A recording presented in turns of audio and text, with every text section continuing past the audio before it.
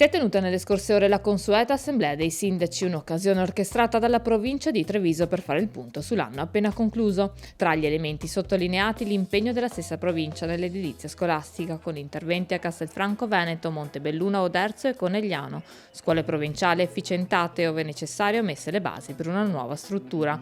Fondamentale inoltre l'attenzione alla viabilità. Sono 28 i milioni che dobbiamo gestire da qui al 2029 che consentiranno di avere nuovi ponti, consentirà di mettere in sicurezza ponti esistenti e con gli interventi fatti assieme ai comuni abbiamo dato delle risposte su alcune situazioni di strade con incroci pericolosi piuttosto che piste ciclabili, quindi messa in sicurezza. Concreto l'impegno della provincia anche in ambito ambientale. Sono stati anche qui degli risultati importanti che abbiamo centrato con i bandi caldaie e con i bandi per la pulizia delle canne fumarie, piuttosto che la sostituzione dell'Ethernet o l'implementazione gli impianti di sistemi fotovoltaici. Erano 800.000 gli euro messi a disposizione e con una sorta di click day sono stati assorbiti in poco più di un quarto d'ora. Non ultima la sicurezza stradale, monitorata con un tavolo istituito con la prefettura e la conferenza dei sindaci. Riprese inoltre le lezioni formative negli istituti secondari di secondo grado. Con circa 5.000 studenti coinvolti,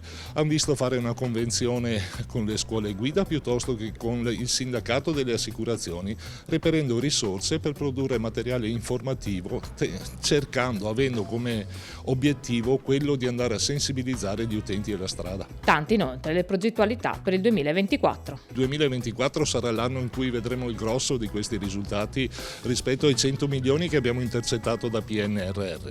Continueremo, finanza statale permettendo, nel senso che gravano su di noi gli spettri di un taglio agli enti locali, sulla direzione di essere a fianco degli enti locali per bandi viabilità e quindi concorrere assieme a loro, andare a sistemare quegli incroci che sono stati segnalati dai comuni stessi.